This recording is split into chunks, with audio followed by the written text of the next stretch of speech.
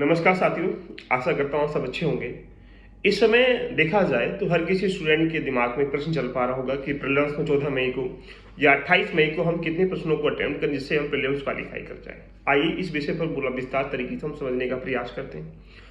अब वर्तमान में आज बात करेंगे इस वीडियो में यूपीपीसीएस के बारे में, यूपीएससी के बारे में नेक्स्ट वीडियो में बात करेंगे।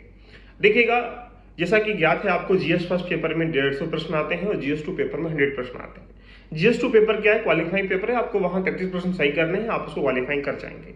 लेकिन अगर जीएस फर्स्ट की हम लोग बात करेंगे तो वहां 150 प्रश्नों में से लास्ट के 4-5 सालों की अगर मैथ को देख ली जाए तो ये मान के चले कि 90 क्वेश्चनों पे क्या होता है, क्वालिफाई कर जाते हैं। तो आप ये मान लें कि 95 से कभी भी ऊपर नहीं जाएगी, तो 95 प्लस क्वेश्चन आपके सही हैं तो आप प्रीलिम्स क्वालिफाई कर जाएंगे, मेंस में पार्टिसिपेट करेंगे।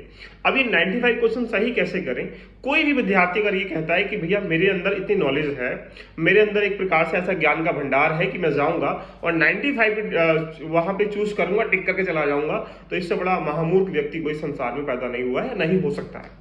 तो देखिएगा, यूपीएससी का एग्जाम या यूपीपीसीएस का एग्जाम जो है बड़े डायनेमिक एग्जाम होते हैं। यहाँ ऑन टाइम उतने प्रश्न कर सही करना स्वाभाविक सी बात कभी नहीं हो सकती। अब क्या करता है कि हमें किन किन प्रश्नों पर रिस्क लेना है, कितने प्रश्न अटेम्प्ट करने, ये बड़ा गंभीर विषय बन जाता है। तो अगर ये डिपेंड करता है आपकी एक्यूरेसी के ऊपर। कोई विद्यार्थी, कोई टीचर्स, कोई इंस्टीट्यूट ये कह रहा है कि 130 सही करिएगा, 140 अटेम्प्ट करके आइएगा, 150 अटेम्प्ट करके आइएगा या 100 अटेम्प्ट करके आइएगा, तो मैं इस चीज को नकार सकता हूं कि कोई मानदंड नहीं हो सकता, कोई पैरामीटर्स नहीं हो सकता ये अटेम्प्ट करने का। ये डिपेंड करता है विद्यार्थी की एक्यूरेसी के ऊपर और ये डिपेंड करता है, एक्यूरेसी डिपेंड करती है नॉलेज के ऊपर। सपोज ऐड कर लीजिएगा, किसी स्टूडेंट ने 120 क्वेश्चन क्या किया, अटेम्प्ट किया है, लेकिन उसकी एक्यूरेसी क्या है?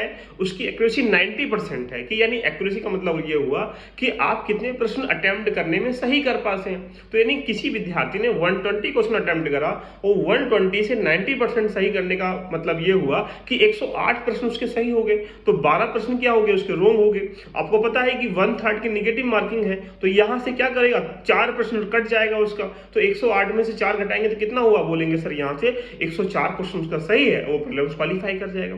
दूसरा विद्यार्थी क्या करता है कि यहाँ पे उसकी 130 क्वेश्चन उसने अटेम्प्ट किया, लेकिन उसकी एक्यूरेसी क्या है? उसकी एक्यूरेसी है 80% सही करने की। तो अगर 130 क्वेश्चन अटेम्प्ट करने के बाद 80% एक्यूरेसी है तो आप ये कह सकते हैं कि 104 प्रश्न सही होगा। बाकी जो 26 प्रश्न है वो रोंग होगा। वो 26 प्रश्नों को 1/3 निकालेंगे, लगभग 9 प्रश्न जो हो जाएगा वो रोंग हो जाएगा। तो 104 में से 9 काटेंगे तो 95 के अराउंड आएगा। तो आप ये कह सकते हैं फिर भी वो क्वालिफाई कर जाएगा। लेकिन आप ये समझ पा रहे हो, जो व्यक्ति 120 कर रहा है उसके अभी भी 104 आ रहे हैं, जो 130 कर रहा है उसके 95 आ रहे हैं। यानी प्रश्न अटेम्प्ट ज्यादा करने की वजह से, रोंग होने की वजह से प्रश्न घट जाते हैं। तो यानी डिपेंड करता है आपकी एक्यूरेसी के ऊपर। कोई विद्यार्थी यही कह सकते हैं कि लगभग 150 क्वेश्चन भी अटेम्प्ट करके आ रहा है। अब 150 अटेम्प्ट करने का मतलब ये रहा कि उसके 70% एक्यूरेसी मान लेते हैं। अब 70% एक्यूरेसी होने का मतलब 105 प्रश्न उसका सही हुआ और 45 क्या हो गया, रोंग हो गया। और 45 अगर रोंग हुआ है तो आप ये कह सकते हैं कि 15 प्रश्न कटेंगे, तो यानी 90 प्रश्न आ रहे हैं। तो यानी अब देखिएगा, जो व्यक्ति 150 कर रहा है, एक्यूरेसी 70% है, लेकिन अगर एक्यूरेसी 75 होती, 80% होती, 90% होती तो क्या होता, नंबर बढ़ जाते। तो भैया पहले डिपेंड दिमाग में रख लीजिएगा, आपको इतने प्रश्न अटेम्प्ट करने हैं कि आपकी एक्यूरेसी क्या है। अब रही बात, अब ये तो है डेफिनेटली कि ये तुम्हारा चेक कैसे होगा। आप मॉक टेस्ट लगा रहे होंगे, आप पीवाईक्यू लगा रहे होंगे, वहां से जज कर पा रहे होंगे कि हाँ मैं कितने प्रश्न करने की भूमिका में हूं, कितने प्रश्न अभी तक मैं सही कर पा रहा हूं।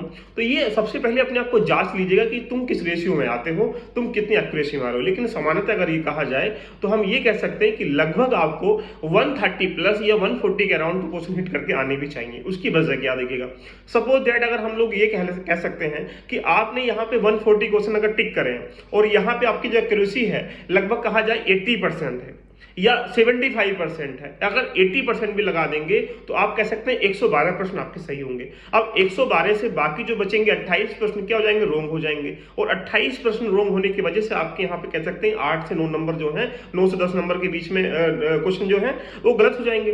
तो अगर यहाँ 9 भी घटाएंगे तो 102 101 के आसपास आप पॉजिटिव में बैठ रहेंगे।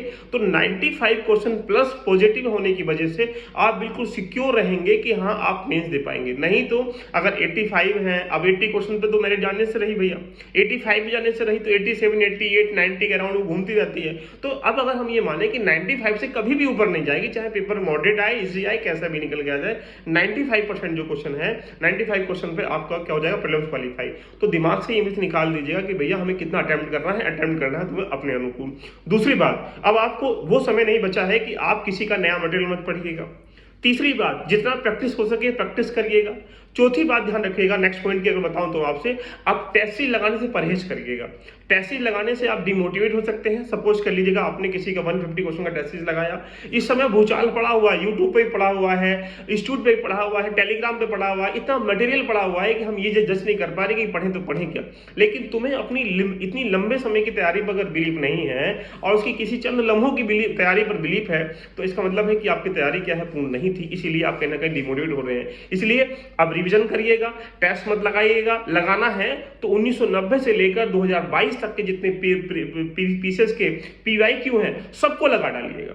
ये मान के चलें कि यहाँ 150 में से 60-70 क्वेश्चन जो है वो पीवाईक्यू से आ जाएगा, तो यानी आपकी तैयारी वहां रेडी हो जाएगी। इसलिए निसंकोच होकर अब अपनी तैयारी को बेहतर आयाम दीजिएगा, सही डायरेक्शन पे चलिएगा, सही रिवीजन करिएगा, नए नोट्स अपडेट जितने भी हैं मार्केट में उनको परचेस मत करिएगा, नया कुछ भी परचेस करने की कोशिश मत करिएगा। रही क्वेश्चन अटेम्प्ट करने की बात, 130 से प्लस करके ही आइएगा, नीचे करके आओगे तो यानी कोई विद्यार्थी ये बोल रहा है कि 110 करके आएंगे, उसमें से 10 ही गलत होंगे, तो ये थोड़ा सी डिपेंड करता है उसकी एक्यूरेसी के ऊपर। लेकिन ऐसा स्वाभाविक सी बात मैं ये कह सकता हूं, इतना सही होना स्वाभाविक सी बात नहीं है। इसीलिए 130 प्लस 140 के अराउंड टिक करके आपको आने पड़ेंगे, जहां पर आपके 120 क्वेश्चन, 115 क्वेश्चन, 110 तक भी अगर सही होते हैं तो बाकी कट कटा के आप 100 से प्लस रहेंगे, जिससे कि आपके मन में क्या होगा, संशय नहीं रहेगा कि हाँ प्रीलिम्स होगा नहीं होगा, और आप सितंबर में होने वाले मेंस का मूव भी देख पाओगे और वहां क्वालिफाई भी कर पाओगे।